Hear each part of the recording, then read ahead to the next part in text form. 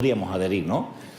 El desafío de limitar una historia o una vida o la crónica de una vida a 6 palabras exige concentrarse en lo más importante para captar algo que tenga sentido, ¿no?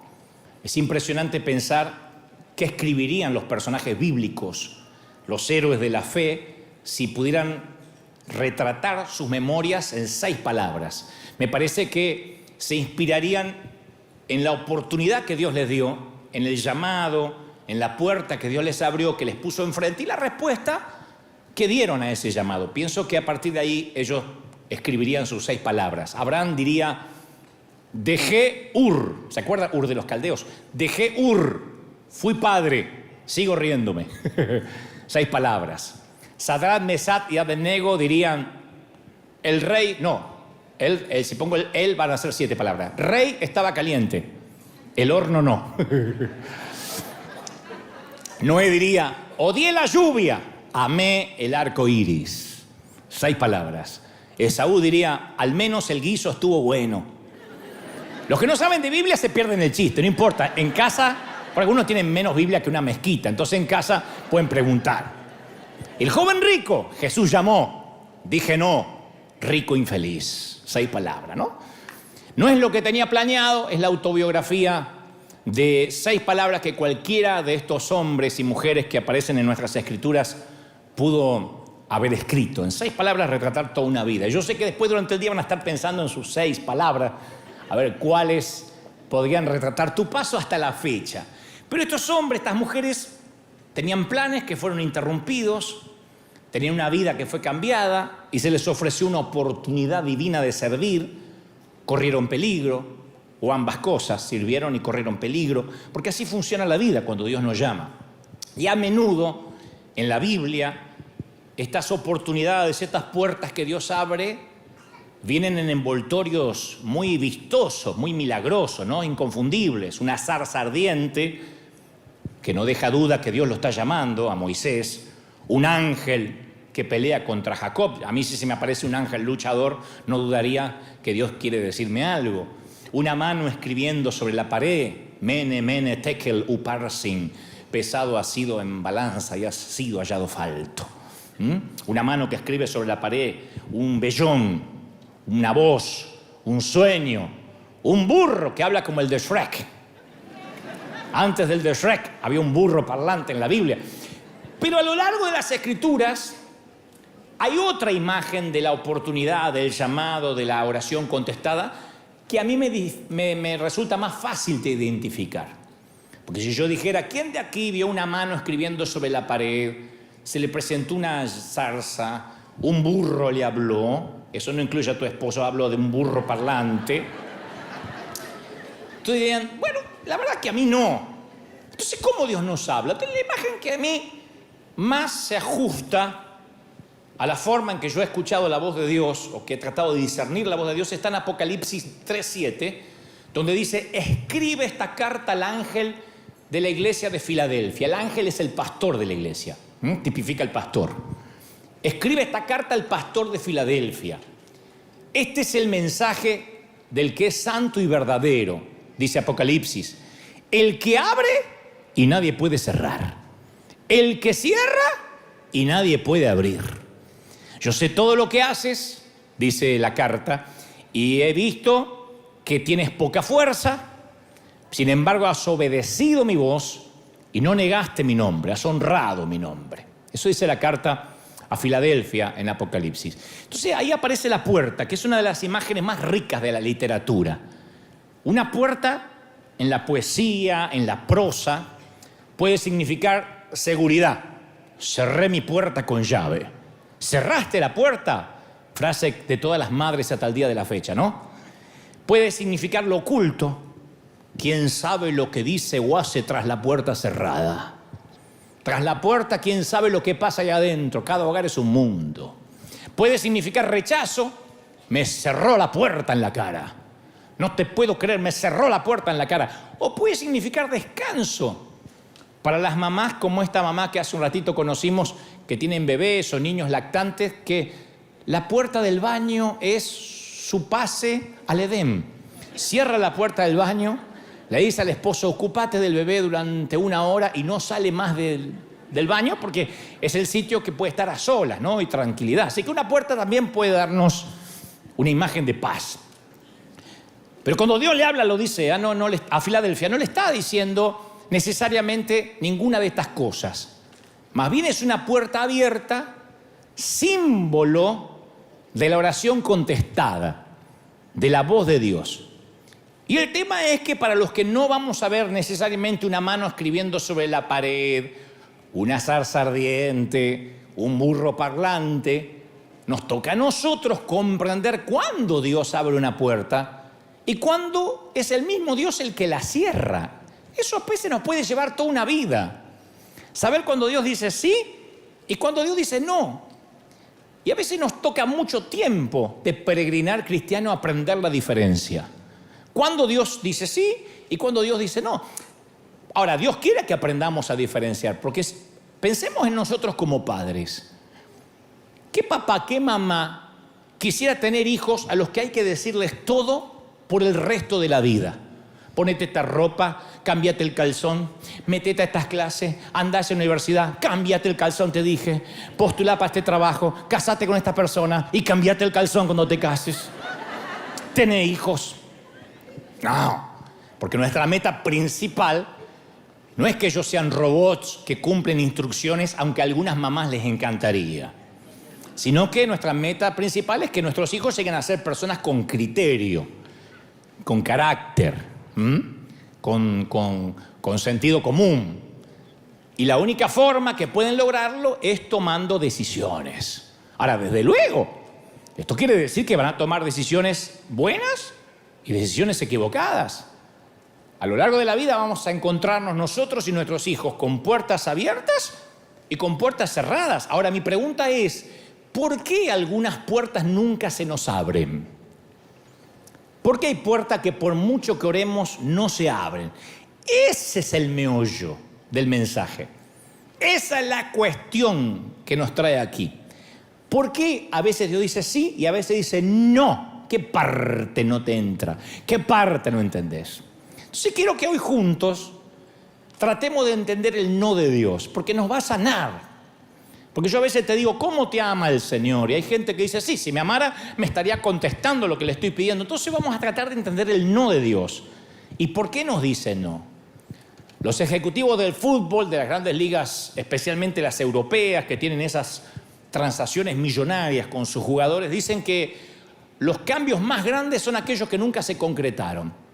Esos son los cambios más grandes. Y de manera similar, algunas de las mejores oraciones son las que nunca recibieron la respuesta que nosotros esperábamos. Porque nosotros cuando oramos tenemos una expectativa de la respuesta, que no es la expectativa de lo que Dios va a responder. Entonces, algunas de las puertas más grandes son las que nunca se abrieron. Las mejores, lo mejor que no pudo pasar en la vida a todos, y ahora van a saber por qué, es que ciertas puertas no se abrieran. La Biblia está llena de puertas cerradas como de puertas abiertas. La puerta del Edén fue cerrada después de la caída y Adán y Eva no pudieron volver más al huerto. La puerta del arca, ¡pac!, se cerró y no entró ningún animal más. Y no entró nadie más de los contemporáneos de Noé. La puerta a la tierra prometida, ¡pac!, se le cerró a Moisés. La vas a ver, pero no la vas a pisar. La puerta de construir el templo, ¡puc!, se le cerró a David. Tus manos están manchadas con sangre, así que ese es un privilegio que va a tener tu hijo Salomón. La carta a la iglesia de Filadelfia dice que el santo no solo tiene el poder de abrir puertas, que nadie puede cerrar, y ahí todos decimos siempre amén, sino que también tiene el poder de cerrar y que nadie puede abrir. Pero por lo general, no sé ustedes, pero a mí no me gustan las puertas cerradas. Nos pone frustrados. Ni me gustan ni las entiendo. Si alguien me preguntara, ¿y cuál es la motivación más importante para orar que tenés, Dante? ¿Cuál es la motivación? ¿Qué es lo que te motiva a orar? Y la respuesta es, la oración contestada. Yo nunca oro si creo que Dios no me va a contestar. Nadie ora pensando que Dios no lo va a contestar. Excepto como esa dama que noche tras noche en la campaña pasaba al frente y pedía oración, y finalmente cuando ya se estaba por morir y Dios no le contestó, dijo: yo sabía que era inútil. Por eso Dios no le contestó, porque no tenía fe.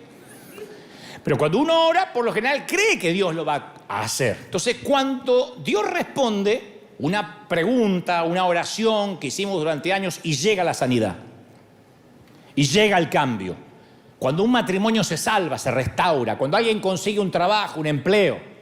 Yo sé que algunos son muy honestos y cuando encuentran un trabajo lo devuelven, pero otros lo conservan. Claro, cuando ocurre el milagro, ya no queremos orar más porque decimos: ya está, lo hizo, voy a orar por otra cosa, ¿no? Pero siempre tenemos como la gimnasia de seguir orando, porque decimos: cada vez que yo oro ocurre algo. Es como hacer ejercicio. ¿Qué es lo que nos puede pasar que nos aliente y nos motive a seguir haciendo ejercicio? ¿Qué? Adelgazar. Si la báscula, la balanza no se mueve, si es inútil. Ya estuve como 15 minutos y no adelgazo.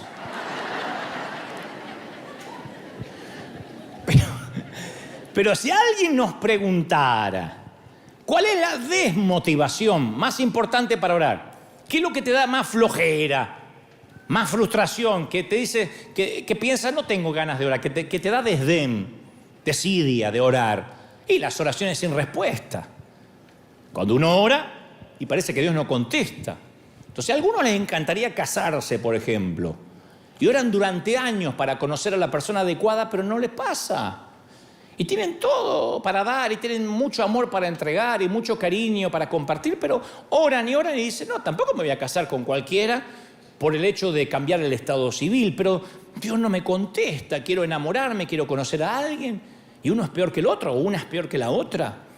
O alguien lucha contra la depresión por años, y siempre ora que Dios se la quite, que se le vaya esa tristeza que a veces le embarga los domingos por la tarde, los lunes, los viernes, los jueves, los sábados. Y no pasa. Ahí está la tristeza minando tu interior. O a alguien lo engañan o lo perjudican gravemente de manera financiera, una sociedad, o lo despiden arbitrariamente y le pide a Dios que haga justicia. Mucho oramos eso: Señor, haz justicia, Dios ve. Hay un Dios que ve. Y la justicia no triunfa. Y parece que Dios no vio. Entonces empezamos a frustrarnos.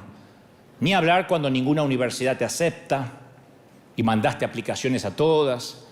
Cuando ningún médico da con la solución, ni siquiera con el diagnóstico. No te saben decir, te llenan de remedio y cada médico te da un medicamento diferente. Cuando no conseguimos compradores para la casa, o no nos rentan, no conseguimos alquiler, o no conseguimos alquilar. Cuando ningún abogado nos da esperanzas de arreglar nuestra situación migratoria, por ejemplo. Entonces vemos que los caminos están cercados con barricadas. Sabemos lo que es estar frustrado por una puerta cerrada, una puerta que parece que no se va a abrir nunca, bloqueada. Yo creo que ninguna criatura del mundo quiere sentir que la dejan afuera, del lado opuesto de la puerta, obviamente. Entonces las puertas cerradas desaniman. ¿Cómo no? Las puertas que se cierran te frustran y aparecen en un trabajo, en una relación, en nuestras finanzas, en nuestra educación, incluso en nuestro ministerio. Cuando Dios cierra las puertas dice no, y uno dice: pero si yo le quiero servir, si yo lo único que quiero es hacer algo para Él, y me cierra la puerta. Uno como que no lo entiende porque, uno tiene la intención noble de hacer algo, ¿no? Una oportunidad que queríamos queda inaccesible y sentimos como que la vida se nos va apagando, sentimos como que la esperanza se nos va derritiendo, herrumbrando, y como que a Dios no le importamos. Debe ser algo bueno, pienso yo, que solo Dios tenga el poder de cerrar de tal manera que no pueda ser abierto. Debe haber alguna razón por la cual un padre puede cerrar una puerta y no lo deja al nene salir. Tiene que haber una razón. Tiene que haber una razón por la cual una madre cierra o pone alto ciertos elementos que los niños no deben ni pueden tocar. Debe haber una razón por la cual el cajón de los cuchillos tiene un precinto mientras que haya niños curiosos en la casa.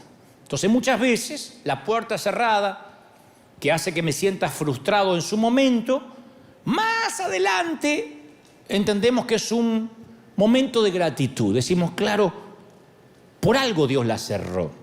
Yo a veces me descubro diciendo, Señor, gracias por aquellas puertas cerradas. Fui tan ganso en estar orando y orando para que se abriera lo que no se tenía que abrir. Gracias por esa puerta del colegio secundario que se me cerró en la jeta, porque yo no estaría acá.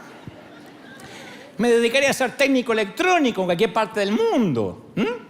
Gracias por un pastor que una vez me dijo, un pastor alemán. Lo quiero mucho, pero después nos reconciliamos antes que él partiera. Pero que me señaló con su dedo huesudo y me dijo, usted no tiene futuro en la iglesia. Usted no sirve. Porque yo nunca hubiese comenzado un ministerio con jóvenes. No le habría creído al Señor si me hubiese inclinado en el apoyo del pastor. Así que yo le agradezco a aquel hombre que me sentenció de alguna manera, porque al cerrarme una puerta no me quedó otra que orar.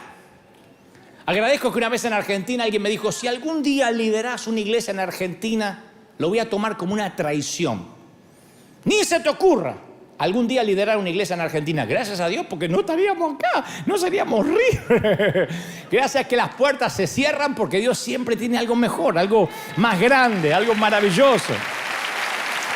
Digo, ayer pensaba, y te hago el mismo desafío, no ahora, regresen acá, traigan la mente de vuelta. Pero en casa, piensen en una lista, pongan las puertas abiertas y las cerradas. Van a ver que hay un montón de cerradas que te salvaron la vida. Sí, mira, dice amén, amén, amén, una que pateó 3 novios. Dios le salvó la vida. ¿O no? Por las veces que presenté un proyecto de televisión a un canal cristiano y me dijeron, no, esto es muy mundano. Acá no vemos Biblia, acá no vemos palabra de Dios. Menos mal, no se me hubiesen abierto las puertas en canales seculares. Estaría allá dentro de la pecera, en un canal cristiano. Digo, si no me hubiesen cerrado la puerta, no me hubiese atrevido a más.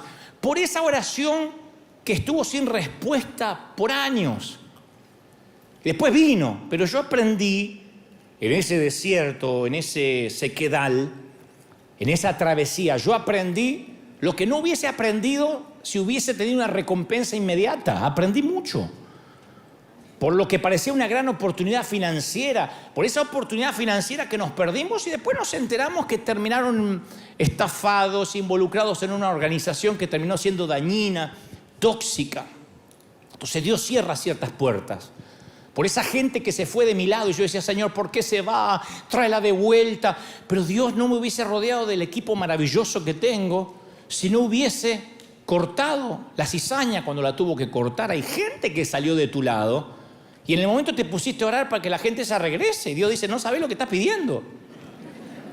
Me pediste que dejar de estar drenado, dejar de estar vampirizado. Estoy limpiando tu entorno y volvés a pedir los vampiros. Entonces yo le agradezco a Dios por esas puertas cerradas. Alguna vez husmeando en las redes, no me digan amén, pero alguna vez husmeando en las redes, ¿te encontraste con aquel exnovio con el que cortaste hace 20, 30 años? Aquella chica que no te daba bolilla, ¿la encontraste? ¿Te pasó de decir, gracias, Señor? Amado Padre, qué bueno. A ver, más fotos, tiene que haber más fotos. ¡Ay, sí!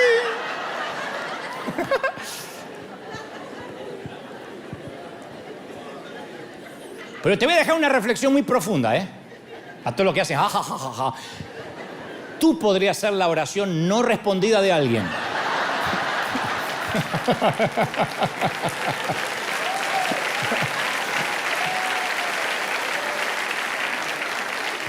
No quiero meter el dedo en la llaga, pero alguien ya te encontró y agradeció al Señor. Gracias por salvarme de eso. Alguien agradeció porque Dios le cerró la puerta que eras tú. Eso pasa. Es así. Ahora, no agradecemos por todas las puertas cerradas. Porque hay muchas que siguen cerradas y siguen sin gustarnos que estén cerradas. Las abriríamos de una patada si pudiéramos. Puertas ambiguas. Jesús mismo, cuando habla de la necesidad de perseverar en la oración, dice, llamen y la puerta se os abrirá. Y da el ejemplo de la mujer que importunaba al juez y hasta que el juez le hizo justicia, aunque era un hombre injusto, de tanto que ella llamaba. Pero no dijo cuál puerta hay que seguir insistiendo. No dijo qué tan fuerte tendríamos que golpear. Tampoco dijo cuánto tiempo deberíamos insistir, ni con cuáles. Entonces, ¿cómo sabemos a qué puertas cerradas seguir llamando y a cuáles decir no, ya está cerrando Dios? ¿Cómo sabemos si seguir persiguiendo ese trabajo? ¿Cómo sabemos si seguir persiguiendo a esa chica, ese muchacho? O decir, ya está, no lo persigo más. ¿Cómo sabemos si perseguimos esa universidad? O decir, ya está, no persigo más, no aplico más, ya está, me dijeron que no. O ese sueño. ¿Cómo sabemos si deberíamos olvidar algo, olvidar esa puerta o seguir adelante insistiendo? Ese es el gran juego de la vida. Si fuera fácil, yo no estaría predicando de esto. No es fácil. La buena noticia es que hay una respuesta simple de 2 palabras para todas esas preguntas. La mala noticia, que esas 2 palabras es no sé. Quizá nunca lo vamos a saber con seguridad durante esta vida. ¿Qué puertas hay que insistir y qué puertas no hay que insistir? Pero Dios tiene en mente cosas más grandes que nosotros tengamos que saber algo con seguridad sí o sí. Dios tiene un plan más grande que darnos seguridad respecto a las puertas. Y uno va por la vida preguntándose, pero para entender por qué, esto es lo que a mí me gusta más.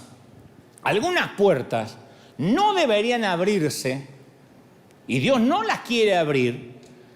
Para entender por qué hay puertas que se cierran, primero uno tiene que entender y desarrollar una gran habilidad para saber qué puerta Dios cierra y qué puerta hay que empujar, porque a lo mejor el enemigo está poniendo una traba, a lo mejor es una puerta humana que quiere encerrarnos.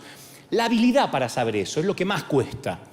Y yo quiero que hoy, al menos en un torpe intento, acá y los que están en sus casas, veamos juntos qué puede estar tramando Dios con ciertas puertas cerradas que hay en nuestra vida. Y para esto necesito que hagamos un sincericidio, que seamos brutalmente honestos. No me digan amén, pero en su corazón. Todos los que estamos aquí presentes en River hoy, y donde nos estén mirando desde cualquier parte del mundo, todos los seres humanos poseemos un punto ciego. Algo que no vemos de nosotros, todos. Aunque digas, yo me conozco, hay un punto ciego. Yo quiero que pienses esto. En un grupo, por ejemplo, de gente, en un grupo humano, si todos están cantando y hay uno que canta desafinado. En un coro, no amateur, sino que en el coro, en el micrófono, canta como una gallina que sabe que morirá al amanecer. En un grupo humano, si alguien tiene un gesto irritante, un trastorno obsesivo compulsivo, un TOC, un ruido raro, si alguno en un grupo habla demasiado, habla y de todo, opina, si alguien es fanfarrón en un grupo, o si alguien en el grupo es amarrete, no come banana porque le da pena tirar la cáscara, devoto de la Virgen del Codo en un grupo, o si alguno viola el espacio personal, hay gente que cuando te habla se acerca demasiado y te pone acá el aliento, o si alguien está emocionalmente necesitado y a quien se le acerca lo drena a la hora que sea, te arruina una Navidad, un cumpleaños, te arruina lo que sea. O si alguien tiene un carácter putrefacto, para no decir podrido, que queda feo. ¿Quién es la última persona en enterarse? ¿Quién es el último que se entera? El que tiene el problema. ¡Yo, mal carácter!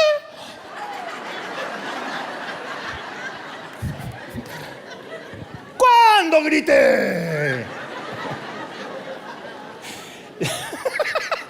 La verdad acerca de nosotros es que no sabemos la verdad acerca de nosotros. Hay un punto ciego. Las otras personas lo saben, ya te digo. Hablan de nosotros entre ellos. ¿Viste el aliento? ¡Ay, se comió un cadáver! La que se comió el cadáver no sabe. Y entre los recuerdos que todos conservamos de nosotros mismos, hay algunos que solo se lo contamos a nuestros amigos, a nuestros allegados. Otros, ni siquiera los queremos confesar a nuestros amigos porque nos dan pena, lo guardamos para nosotros bajo 7 llaves. Pero hay otras cosas, muchas, que no queremos ver de nosotros, que no nos confesamos ni siquiera a nosotros mismos, no lo queremos ver. No queremos pensar que somos eso.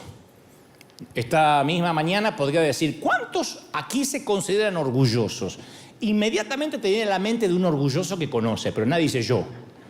¿Cuántos consideran que no comen huevo porque les da pena tirar la cáscara? Nadie. Oh, yo conozco uno que es peor. Nadie se piensa en uno mismo. Entonces la autoconciencia es esencial para distinguir por qué Dios no abre una puerta. Ahora te voy a explicar, el conocerte. Porque para saber por qué Dios a veces dice no, definitivamente, tenemos que estar muy conscientes de lo que nos está pasando a nosotros por dentro. ¿Por qué estamos orando lo que estamos orando? Pablo le escribe a la iglesia de Roma, en Romanos 12:3, y les dice: por la gracia que me ha sido dada, que nadie tenga más alto concepto de sí mismo del que deba tener. Más bien, que piense con sensatez, sentido común, conforme a la medida de fe que Dios repartió a cada uno. O sea, para saber qué puertas Dios abre y qué puertas Dios cierra, tenemos que convertirnos en expertos mundiales en conocernos a nosotros mismos. No en conocer al pastor, al otro, en conocernos a nosotros mismos. Si uno no es un experto mundial en uno, en conocerse bien las virtudes y las miserias, no vamos a entender por qué algunas puertas están cerradas, porque no tenemos sensatez. Entonces tenemos que tomar conciencia de cómo hizo Dios nuestra forma de ser, cómo estamos cableados. Uno tiene que mirarse al espejo alguna vez y decir: a ver, ¿cuáles son mis intereses? ¿Cuáles son mis convicciones? ¿Cuáles son mis capacidades? Y ahora, ¿cuáles son mis defectos? No hay nadie. ¿Cuáles son? Además de los que devuelve el espejo, los de adentro. Y ser consciente de qué parte de nosotros son las que deseamos evitar pensar. Porque hay muchas cosas que no queremos pensar que somos así. Generalmente juzgamos al otro por las acciones, pero a nosotros no juzgamos por las motivaciones. ¿Viste lo que el otro me hizo? Punto, lo sentenciamos. Pero cuando uno hace algo dice: es que no lo quise hacer, no fue mi intención. Nosotros no hablamos de nuestras acciones que lastiman, hablamos de nuestras motivaciones. Bueno, pero yo no lo quise lastimar. Yo soy así, a mí me sale. Yo vomito todo lo que tengo para decir, porque si no me atraganto acá. Punto. Entonces a veces hay que verse al espejo y discernir las puertas que nos rodean, pero para eso necesitamos tener conocimiento del mundo interior que tenemos. ¿Por qué estamos orando lo que estamos orando? Porque la falta de autoconciencia es una incapacidad espiritual gravísima. El no conocerse es el gran síndrome que tenemos muchos creyentes. La falta de sentido común, la falta de conocimiento de sí mismo. Dice Pablo que piense de sí mismo con sensatez. No hay mucha gente que piensa con sensatez de sí mismo. No hay. Yo me he criado en las iglesias escuchando decir: oh, Dios no es poderoso para hacerme presidente si quiere. Amén, gloria al Señor. Y no estudió nunca nada el tipo. O Dios no es poderoso para que yo pueda tocar la guitarra. ¿Fuiste a aprender? No, pero Dios me da poder para tocar. Y tocaba el desgraciado. Era un desastre. O Dios no es grande para darme un auto así, último modelo. Ni siquiera puede mantener una casa, ni la familia, ni trabaja. Pero yo ya le impuse las manos y no entiendo por qué Dios no me da ese auto. Le llaman a hablar en fe. Le llama a confesar. Yo le llamo a hablar sin conocerse. Sin sensatez, sin sentido común. Es como aquel que no se baña, tiene mal aliento, no se educa, olor a pata, pero ora por la chica más linda de la iglesia. Vos lo ves a él y decís: Señor, oye, llévatelo, te lo mandamos. Pero él mira a aquella despampanante y dice: esa quiero para mí, no menos que eso. ¿Él se vio alguna vez lo que está pidiendo? ¿Por qué lo irían a elegir? O al revés, ¿no? Es falta de sentido común. Ahora, Dios es poderoso para que la chica se desmaye y caiga a tus pies. Sí, capaz que le baja la presión y se desmaya, pero no es que se va a casar. Es gente queriendo levantar una cosecha que no es suya. Yo entiendo lo que es el poder de Dios, pero entiendo también lo que es la capacitación, la preparación, el ensayar, el hacer las cosas con excelencia. No tenemos que tener urticaria la excelencia, porque eso a veces falta de sensatez. Por eso tenemos tantos cantantes desafinados, predicadores aburridos, administradores fracasados, matrimonios infelices. Porque hay mucha gente que se ve a sí mismo con sensatez, que se ve a sí mismo como debe ser. Entonces, cuando Dios puso una puerta abierta, delante de la iglesia de Filadelfia, les hizo algunos comentarios. Le dijo, yo sé que tus fuerzas son pocas. Apocalipsis 3:8. Yo sé que tus fuerzas son pocas. Probablemente no era lo que querían escuchar. No es una buena manera de comenzar una profecía. Porque no sabemos en qué sentido tenían poca fuerza. Capaz que eran pocos en cantidad. Capaz que tenían pocos recursos económicos. Capaz que eran de una educación de bajo nivel. Y esta carta circuló entre 7 iglesias. Así que no solo la iglesia que recibió el mensaje se enteró que tenía pocas fuerzas, sino que las otras 6 también se enteraron de que tenían pocas fuerzas en Filadelfia. Tenían que aceptar la verdad acerca de sí mismos si querían atravesar la puerta abierta. Tenían que entender que si iban a atravesar la puerta iban a ser con las fuerzas de Dios, no con las fuerzas de ellos. ¿Hasta ahí me siguen, sí o no? Entonces le dice, yo sé que tienes pocas fuerzas. Lo primero que le hace es que se conozcan a sí mismos, a ver dónde están parados, en tiempo y espacio. Al mismo tiempo, las pocas fuerzas no es la única verdad que recibieron de parte de Dios. También les dijo en Apocalipsis 3:8, sin embargo, has obedecido mi palabra y no negaste mi nombre. Eso también está bueno. Además de ser de pocas fuerzas, eran obedecedores de la palabra y honradores de su nombre. Y la puerta abierta que Dios les ofreció llegó con toda la verdad de ellos, tanto lo negativo como lo positivo. Dios nos tiene que dar un shock y decirnos, este sos, ¿está? Cuando hay presión, estás colapsando siempre. Quiero que sepas que me estás pidiendo un ministerio, pero cuando alguien habla mal de vos, no lo aguantás. Cuando alguien te critica, querés ir a buscarlo a la casa y quemarle la casa con el Ku Klux Klan. Eso te pasa, ¿estamos? Hay que conocernos. Si vamos a entender qué puerta Dios pondrá delante nuestro, hay que tener conciencia de cuáles son nuestros dones, nuestras fortalezas y también nuestras debilidades y nuestras partes más erráticas. Yo me acuerdo que orábamos intensamente para que la catedral de cristal no se vendiera. ¿Sabe cuál era mi oración? Dios no va a permitir que los hijos de Dios sean avergonzados, Señor. Tú no vas a avergonzar a tu iglesia. Te decía, toda la mañana abríamos el periódico y decía, la catedral de cristal, se abrió el escrow, ¿no? Que es ese momento de retención financiera, digo para los que son de otras partes, donde se comienza todo el proceso de venta de un edificio. Cuando se cierra el escrow es porque ya se concreta la venta. Entonces cuando decía, fue a escrow la catedral de cristal, yo decía, no, Señor, tú no vas a permitir que el escrow se cierre, es una prueba, prueba, no se va a cerrar, porque tú vas a hacer el milagro, Padre, tú vas a hacer el milagro, Padre, en el nombre del Señor. Yo lloraba. Mi motivación no era que Dios se avergonzara, porque yo no tengo por qué cuidar la reputación de Dios. Mi motivación era qué iba a pensar la gente si se vendía. Entonces yo estaba preocupado por mi reputación. De hecho, inmediato, apenas se vendió la catedral, aparecieron los que estaban esperando eso, ¿no? Y decía, ¿y ahora qué van a hacer? Ahora quiero verlo a Dante, ahora quiero ver a los hispanos eso. Recuerdo a un pastor, ex amigo.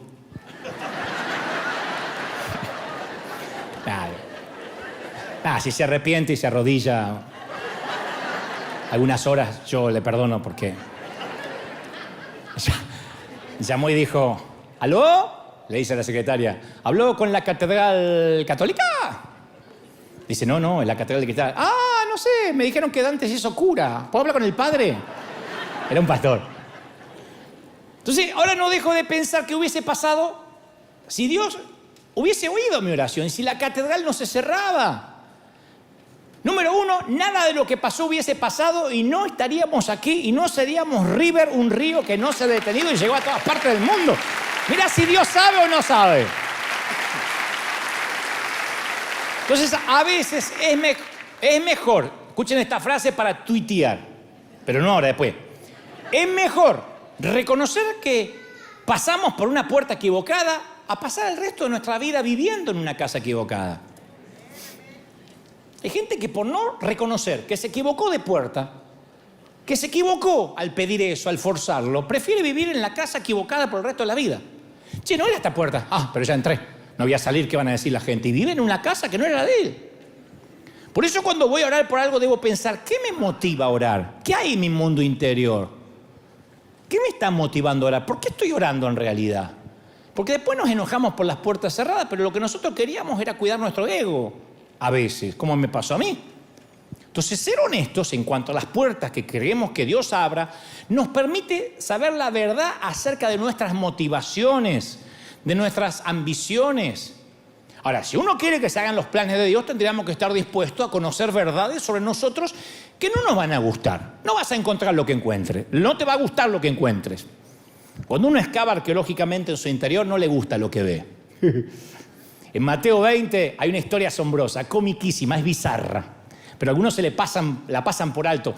Pasan por alto estas historias algunos oradores porque le ponen un tono sacro, hipertérrito al leerlo, dice la palabra. Pero si uno lo lee con ojos nuevos, es una historia bizarra, es sacada de un vodevil, parece un paso de comedia. Dice, mientras Jesús subía a Jerusalén, lleva a los 12 muchachos, a los 12 discípulos aparte, y les cuenta en privado lo que va a suceder. Yo creo que Jesús eligió este momento porque les tiene que decir la parte más fea de su ministerio. No les dice que va a haber milagros, que van a pasar al otro lado a liberar endemoniados, que resucitarán muertos. Le dice la parte más espantosa. Escuchen, le dice. Yo me imagino, si esto fuera una película, la música tétrica de suspenso. Dice, miren, subimos a Jerusalén, donde aquí el Hijo del Hombre será traicionado. Quedan todos así. Y entregado a los principales sacerdotes y a los maestros de la ley religiosa. Se escucha por ahí un llanto, como el chiquitito que está llorando recién, que lo puede llevar a la nursery. Lo condenarán a muerte al Hijo del Hombre. Luego lo entregarán a los romanos para que los romanos se burlen de él. Él está hablando en tercera persona, pero de sí mismo, ¿no? Y los discípulos consternados. Lo azotarán con un látigo. Esto lo cuenta Jesús en Mateo. Lo crucificarán, pero el tercer día se levantará de los muertos. Y estoy leyendo la Biblia literal como lo dice las Escrituras. Dice, y entonces se levantó la madre de Santiago y de Juan. En ese momento, no después, no es otro capítulo. En ese momento se levanta la mamá de Santiago y Juan. Sí, los hijos de Zebedeo. Se acerca con sus hijos a Jesús, con 2 de los discípulos. Se arrodilló respetuosamente. Se arrodilló. Señor. Imaginen, están todos llorando por lo que Jesús acaba de revelar. Te quiero pedir un favor. Jesús dice, sí. Él está pensando, supongo que va a tener que ver con lo que estoy hablando. La mujer dice, te pido, por favor, que permitas que en tu reino mis 2 nenes se sienten en un lugar de honor a tu lado. Uno a la derecha y otro a la izquierda. ¿Qué está pensando esta señora?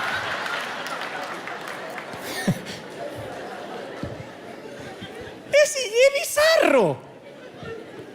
Jesús le está diciendo a sus discípulos que va camino a la muerte. Ni sé por qué la tipa está ahí, pero está.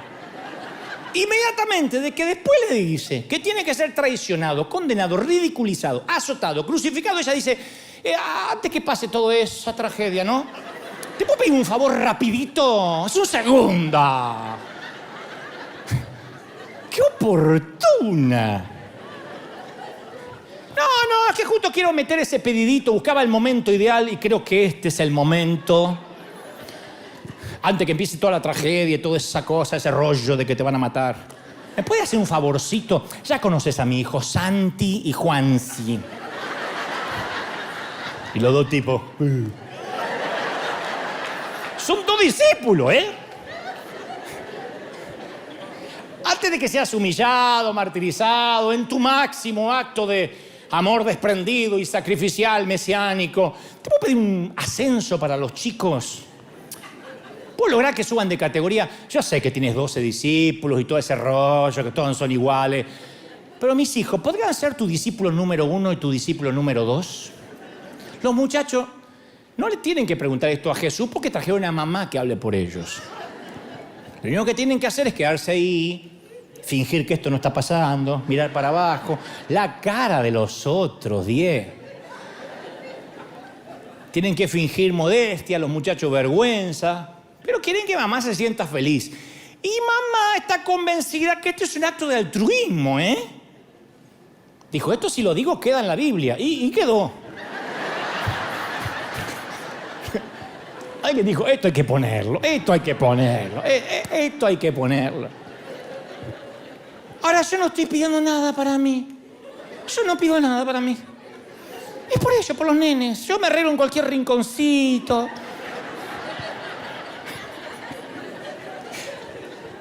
Yo me arreglo en cualquier rinconcito. Yo estoy buscando algo desinteresadamente para mis hijos. Tengo una calcomanía que quiero poner en el auto. Mis nenes pertenecen al cuadro de honor de la Escuela Básica de Discipulado de Jesús. Claro, la señora de ese video está orando, pidiendo un favor para que sus hijos brillen más que todos los demás muchachos. A veces es posible que como padres querramos empujar a nuestros hijos a algo y nos engañamos nosotros mismos que queremos hacerle bien, que es por ellos. Y a veces nuestros hijos queremos que atraviesen esas puertas, las puertas del progreso, pero en realidad se trata de nuestro ego. Nosotros queremos eso porque no pudimos y lo queremos hacer a través de ellos. Esto es lo que está pasando acá. Y noten que la mujer se arrodilla delante de Jesús. Le dice, Jesús, busca el momento así. Él dice, voy a ser azotado, crucificado. Jesús, se arrodilla así. Es una actitud de humildad, de sometimiento, pedido bien, no estaba pedido mal, no vino a reclamar, estaba pidiendo con humildad. Dicho de otra manera, es posible engañarse a sí mismo de modo que a veces hacemos actos de presunción, de arrogancia. Todo el mundo se da cuenta que somos un arrogante por lo que estamos pidiendo, pero como tenemos un punto ciego, todos se dan cuenta menos nosotros, que creemos que estamos dando la impresión de ser humildes, de ser modestos. Como cuando decimos, yo no quiero nada para mí, Yo quiero grabar un disco para el Señor, ganar millones, un Grammy, un Emmy, pero para el Señor. Yo quiero exaltarlo a Él. Yo no quiero dinero para mí, Yo quiero dinero, obviamente después que me compre la casa y tenga varios autos, pero para darle al Señor. Yo quiero darle al Señor. O sea, nuestro deseo por empujar las puertas revela esa mezcla de servir a Dios, pero también mucho de nuestro ego, que aparece ahí. La verdad sobre mí es que no quiero saber la verdad sobre mí. La verdad sobre mí es que solo Dios conoce la verdad sobre mí. La verdad es que si enfrento la verdad sobre mí con Jesús, la verdad me va a lastimar, te va a matar, te va a lastimar. No te va a gustar lo que encuentres. Dios te va a decir, te cierro la puerta porque no me estás pidiendo bien. Lo que querés es que te vean. Jesús dice que va a doler. Jesús dijo, conocerán la verdad y la verdad os hará libres. Pero primero te va a traer amargura. Buscar la puerta abierta te va a decir la verdad de lo que realmente perseguimos y por qué pedimos lo que estamos pidiendo. Yo conocí a gente que se cambia de iglesia, no porque no recibe palabra, porque Dios no le habla, sino porque allá le dan un micrófono. Y siempre prefieren ser cabeza de ratón antes que cola de león. Eso para que lo piensen, ¡Oh! Fariseos capítulo 4, versículo 5. Pero se engañan a sí mismos diciendo, no, yo lo único que quiero es ir donde me dejen servir a Dios. No, vos querés estar donde te puedan ver que servís a Dios, que es muy diferente. Porque capaz que a donde estaba servía, pero no lo veían. Y allá le dejan ministrar, exhortar. Entonces dice, me dan un micrófono y me gusta servir a Dios. No, te gusta que te vean. Está bien. Yo no digo que esté mal, está bien, pero hay que hacerse cargo de lo que uno está buscando. Hay que ser brutalmente honesto y decir, a ver, a mí me gusta que me vean, me encanta que me vean. Bueno, sacate foto. Pero digan, no, yo no me gusta, yo no, a mí no me gusta. Cuando uno es impulsivo, quiere todas las puertas, pero hay que saber por qué las quiere. Yo creo que el santo patrono de los impulsivos, siempre digo, era Pedro. Él, cualquier puerta que había, él quería. Recibe la invitación de seguir a Jesús, fue el primero que dice la Biblia que lo siguió inmediatamente, ni pensó. Vamos, dijo. Ni a la mujer le avisó, vamos. Es el único discípulo que saltó fuera del bote para caminar sobre el agua, que reacciona para defender a Jesús cortándole la oreja a un servidor. No fue estratégico, pero lo hizo. Hablaba antes de pensar, le advierte a Jesús que no diga que va a ser crucificado. Propone construir santuario para Moisés, Elías y Jesús. Y dice la Biblia, Marcos 9:6, porque no Realmente no sabía qué otra cosa decir. Claro, a él nunca se le ocurrió que podía quedarse callado. No estaba en sus posibilidades de cerrar la boca, ¿no? Promete serle fiel a Jesús, pase lo que pase, y después lo traiciona, lo niega. Y en las antípodas de Pedro, ¿quién está?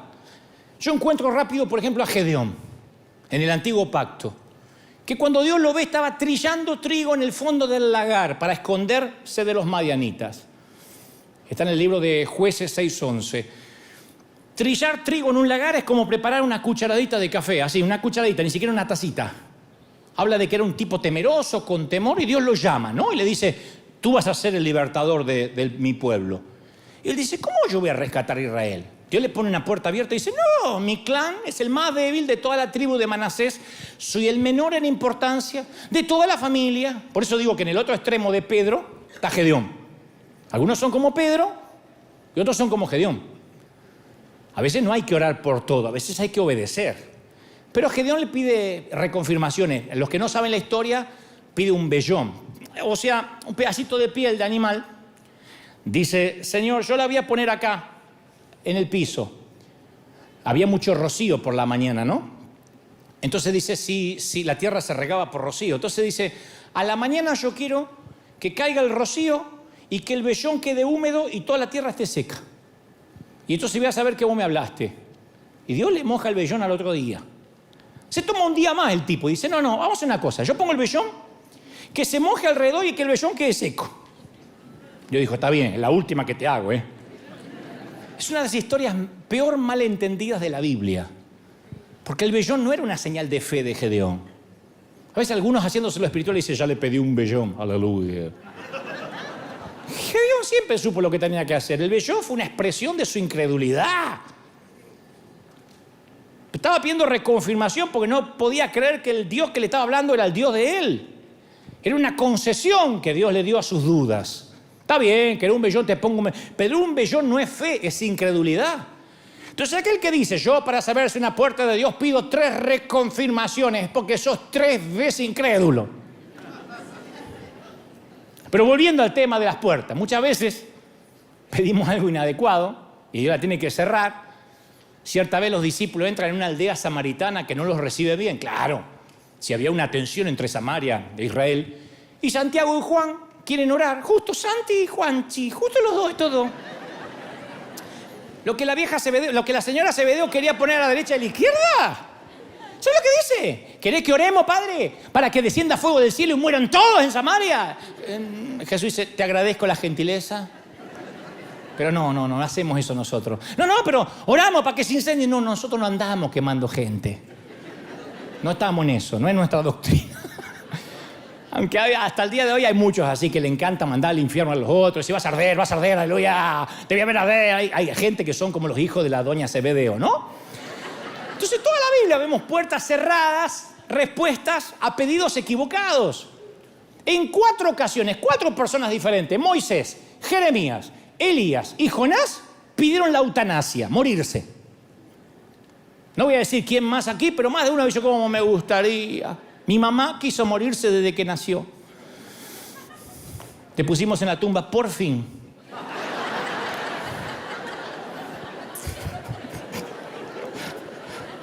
Ustedes me van a matar. Me vas a llevar a la tumba. Yo siempre me imaginaba llevando el cajón, porque me decía, me vas a llevar a la tumba. Me vas a sacar canas verdes y un día me vas a encontrar muerta y fría. Yo voy a orar. ¿Vivir para qué? Cuando vos te hagas mayor de edad, me voy a morir sola. Me voy a quedar en la cama sin comer hasta que me muera. Total, ¿para qué vivir? Si ya crié los hijos. Mira si Dios la hubiese escuchado a la vieja. Si tuviera que escuchar a tantas madres. Entonces, Dios dice, no y no. Yo creo que estos profetas, después de la depresión, agradecieron, se alegraron de que Dios les dijo que no. Gracias a Dios las veces que nos dijo que no. No, ¿qué parte no se entiende? No. Algunos de los mayores regalos de Dios son las oraciones sin respuestas. Yo sé que nos cuesta entenderlo, pero lo mayor que Dios te pudo regalar es lo que no te respondió. Las puertas se cierran porque hay algo mejor. Y está bueno que Dios se reserve el derecho de admisión, de decir sí o no, porque Él sabe mejor que nosotros qué es lo mejor. Todo poder que tiene el ser humano lo corrompe. A nosotros nos dan poder y lo usamos para destruir. Esto aplica a la palabra, el poder de la palabra, el poder de la lengua, el poder político, el poder económico, el poder nuclear.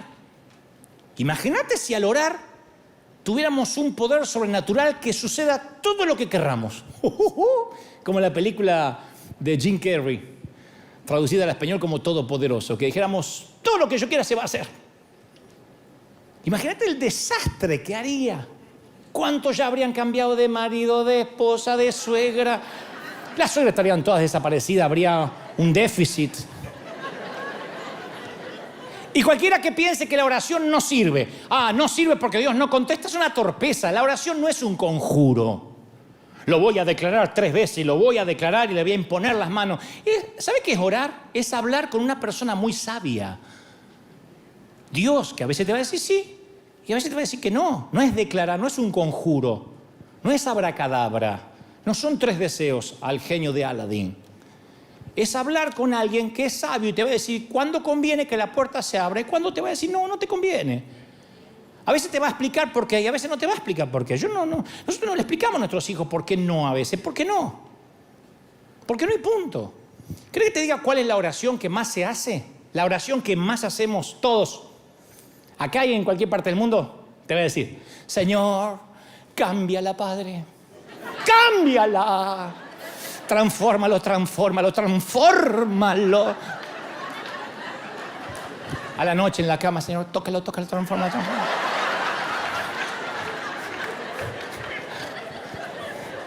Transfórmalo. Haz que sea como yo quiero que sea. Como yo te lo pedí. Si Dios no te lo eligió, lo elegiste vos. Haz lo que haga, lo que yo quiero que hagan. Siente por esa cabeza que te entre. Y estás orando. Y siempre queremos que Dios moldee a los demás que nos rodean, en lugar de orar por nuestra propia vida. Siempre estamos por el otro.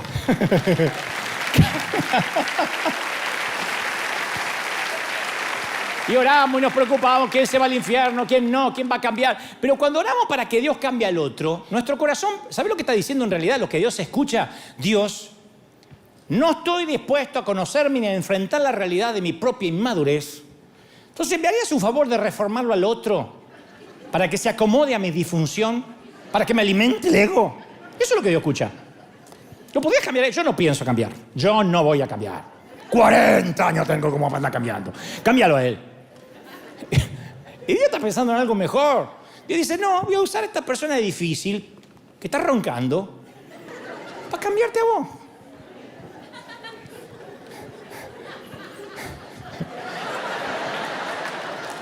Otra que no durmió anoche.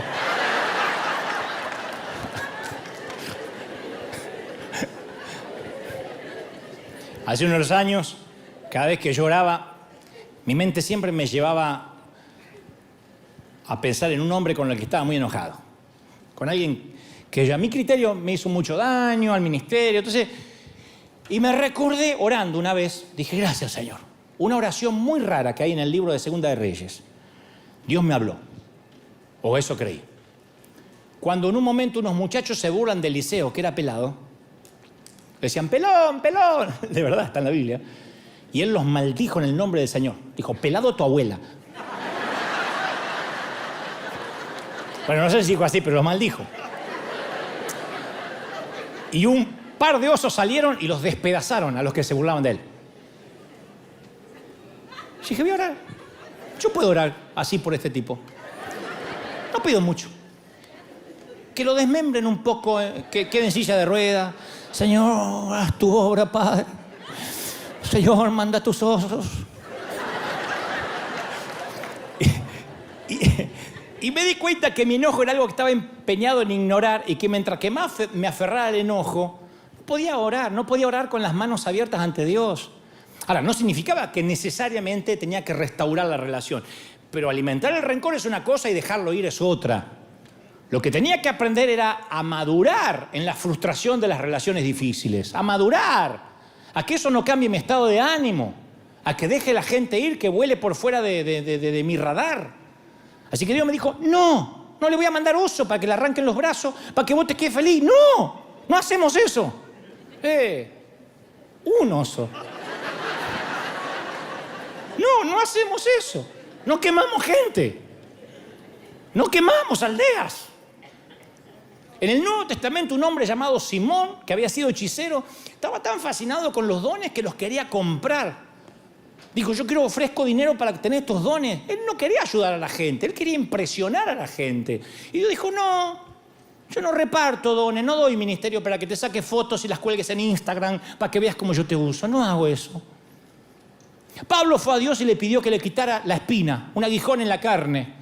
Se lo pidió reiteradamente y Dios le dijo, no te voy a quitar el aguijón para que te agrandes, te salga el argentino de adentro y te creas mayor que los discípulos. Que recibió una puerta cerrada. Y esa puerta cerrada trajo el regalo más grande que la extirpación de la espina. Pablo entendió que la gracia no iba a llegar hasta que esa espina fuera parte de él. Siguió con la espina. La espina, que era dolorosa, también produciría algo maravilloso en su espíritu. La espina, que de alguna manera estaba ligada a la debilidad de Pablo, que dicen que era una debilidad, le iba a desarrollar su capacidad de ser un canal de bendición. La puerta de la extirpación de la espina fue cerrada para abrir la puerta de la gracia, para que sea abierta a él y a la gente. ¿Sí o no? Miren, Israel, casi termino, Israel, el pueblo de Dios, tenían un sueño, querían ser una gran nación. ¿Qué le dijo Dios? No. Derrotados, exiliados. Pidieron en oración no tener que pasar por ese padecimiento. ¿Qué habría sucedido si Dios le decía sí? Si Israel se hubiese convertido en una gran potencia mundial, con una gran cantidad de dinero, con petróleo, con grandes ejércitos, si nunca hubiese estado exiliado. Si se hubiese quedado con su fe para sí mismo, sin compartirla, nunca hubiese tenido profetas que soñaban con otro reino, un reino mayor, un reino espiritual para toda la humanidad. Cuando se le cerraron las puertas de la grandeza militar, la grandeza política a Israel y la grandeza geográfica, se abrió otra puerta pequeña para otro pueblo, con otro tipo de misión, y que cambió al mundo entero hasta la fecha y nos convirtió en una superpotencia que traspasa la frontera. Alguien tiene que decir amén. Y Dios conoce en persona el sufrimiento de las puertas cerradas como jamás lo conocerá ningún ser humano. Dios le ha dado a cada ser humano la llave de la puerta de su propio corazón. Y Él no entra por la fuerza. Dice, mira que estoy a la puerta y llamo. Yo leí la carta de un papá cuya hija de 8 años le diagnosticaron una enfermedad que pone en riesgo su vida. Y él dice, todos los días oro por sanidad. Una carta que llegó a la oficina. Todos los días trato de entender. Le pido a Dios, ¿podrías hacer que me enferme yo? ¿Podría enfermarme yo en lugar de mi pequeñita?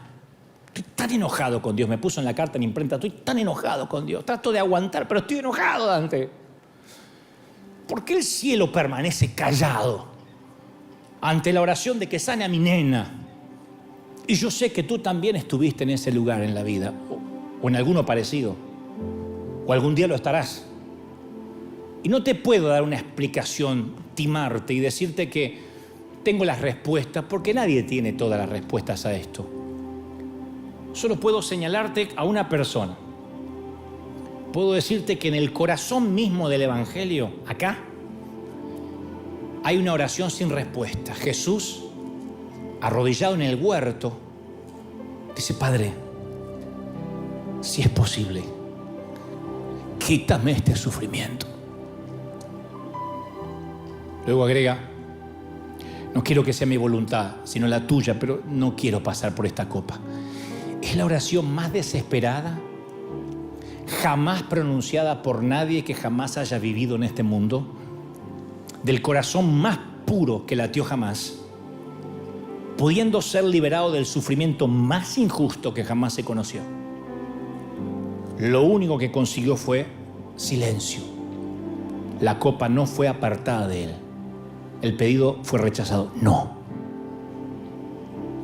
Y de ese dolor no deseado, de ese dolor inmerecido, vino la esperanza del mundo que rehizo la historia. Porque la respuesta definitiva a la angustia humana incluida la angustia por esa oración sin respuesta, es la cruz empapada en sangre, donde el Hijo de Dios sufrió porque su Padre le dijo no. Entonces nadie tiene toda la respuesta.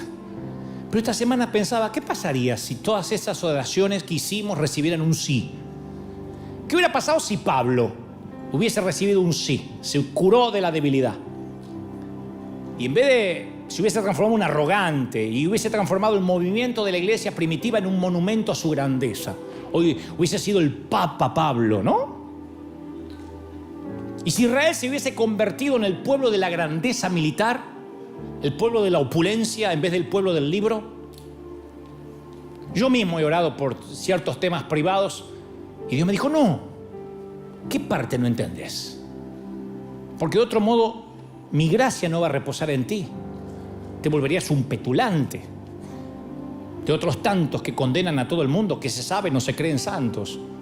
Hasta a mí me ha dicho, sería bueno que digas de tanto en tanto que no sos pastor. El apóstol Pablo dijo, yo soy el más insignificante de los apóstoles. No me llamen apóstol, no soy digno de ser llamado apóstol, porque yo perseguía a la iglesia de Dios. Así que yo adhiero a esas palabras y digo, yo tampoco soy digno de que me llamen pastor, aunque pueda fungir como tal. Porque de verdad, no es falsa modestia, debo ser el más insignificante, el que más cuenta sus problemas. Entonces, en un ámbito donde todo el mundo se pelea por un micrófono y por ser apóstol, Pablo se avergonzaba de ser apóstol. En mi caso no es que me avergüence. Como digo siempre, no quiero que la pastoral se avergüence de tenerme a mí entre sus filas, que diga, no me comparen con ese payaso. A mí sé cómo Dios me llama y me basta. Entonces no sé por qué algunas oraciones reciben un sí y por qué algunas reciben un no. Pero conozco la angustia del no cuando uno quiere en sí más que ninguna otra cosa en el mundo. Es espantoso cuando te dice no. Pues no sé por qué. Lo único que sé es que en la cruz el no de Dios a su Hijo se convirtió en el sí de Dios a todos nosotros. Y la noche antes de morir estaba tratando de explicarle a sus discípulos las cosas terribles que iban a ocurrir, que ellos no tenían que darse por vencidos, que esto no era el fin. Y ahí Juan pinta la terquedad de los discípulos. Dice Juan 16:16. Jesús les dijo, ya no me van a ver, pero después me van a ver. Ahora no me verán por un tiempo, un ratito. Como dicen en algunos países, un ratico. Pero después sí. Dice que ellos decían, ¿qué quiere decir con que dentro de poco ya no le veremos? Y un poco después se insistían. ¿Qué quiere decir con eso de dentro de poco? No sabemos de qué habla. Y Jesús se dio cuenta. Y le dijo, ¿se están preguntando qué estoy queriendo decir? Los discípulos dicen, sí. Estamos preguntando qué quieres decir. Ellos querían que las puertas se abran ya, ni siquiera esperar un ratito. En su impaciencia quieren que las puertas se abran ya, como algunos de nosotros hoy. Y Dios dice, dentro de poco, en un ratito. Juan necesitaba decirnos esto y lo deja claro en la Biblia para que entendamos que Jesús le dice, ahora ustedes están tristes. Es un poquito, pero voy a volver y se van a poner tan felices que nada te va a quitar la alegría. Al final el gozo va a ganar en tu vida. Vas a estar feliz. Alguien tiene que decir amén. Y dice Jesús, oigan, y no tendréis más preguntas. Le dice a los discípulos, no habrá más preguntas. Porque los discípulos siempre como nosotros estaban preguntando. ¿Te diste cuenta de eso? Toda la Biblia es pregunta. ¡Hey Jesús! ¿Puedo sentarme a tu diestra? ¡Hey Jesús! ¿Cuántas veces tengo que perdonar a este tipo? ¡Hey Jesús! ¿Por qué nació ciego este hombre? ¡Hey Jesús! 70 veces 7 tengo que perdonar a Leiva que hoy subió tarde a tocar el teclado. ¡Hey Jesús! ¿Qué significa esta parábola? ¡Hey Jesús! ¿Deberíamos ordenar que baje fuego del cielo para matar a los samaritanos? ¡Hey Jesús! ¿Cuál de nosotros es el más grande? ¡Hey Jesús! ¿Qué significa dentro de poco? ¡Hey Jesús! ¡Hey Jesús! ¿No somos así? Jesús dice, siempre estás preguntando por qué. Y todos hoy tenemos esa pregunta. ¿Por qué ese nene de 6 años tiene un tumor? ¡Hey Jesús! ¿Por qué ocurrió ese terremoto en México? ¡Hey Jesús! ¿Por qué mi padre murió de COVID? ¡Hey Jesús! ¿Por qué mi matrimonio se vino abajo? ¡Hey Jesús! ¿Por qué no me quito la depresión? ¡Hey Jesús! ¿Por qué se cayó un edificio en Miami? Amigo mío, déjame decirte, dice el Señor, las cosas se van a poner feas. Vas a ver cosas terribles, cáncer, hambre, guerra, virus, cuerpos lisiados, traición, abuso, transgresión. Pero después, aunque a ustedes les parezca un tiempo largo, en la escala de la eternidad es un ratito. Dentro de poco, en un ratito, me verás nuevamente. Y yo voy a acomodar todas las cosas en su lugar. Y el gozo va a ganar. Tendrás tanta alegría que no harás preguntas. Ahora tenés preguntas porque estás del otro lado de la puerta. ¿Por qué tengo que sufrir? Pero algún día, de un modo que ninguno de nosotros podemos entender ahora, vamos a agradecer por todas las puertas que te cerré, todas las puertas que te dije que no, porque vas a estar gozoso. Vamos, póngase de pie y dale el mayor aplauso de la historia al Señor de señores. Vamos, dale un aplauso al Señor grande. Ahí en casa también, dale un aplauso al Rey de Reyes y al Señor de señores. El Rey está en casa. Cuando venga ese día, dice Jesús, ya no preguntarás nada. ¿Qué día va a ser ese? Cuando el gozo sea tan grande, ¿qué vas a andar preguntando? Cuando no es necesario pedir explicaciones, no habrá más preguntas. Y yo sé que estás impaciente por la puerta que se cerró, por las puertas que no se abren, pero Dios me dice que dentro de un poquito, di conmigo,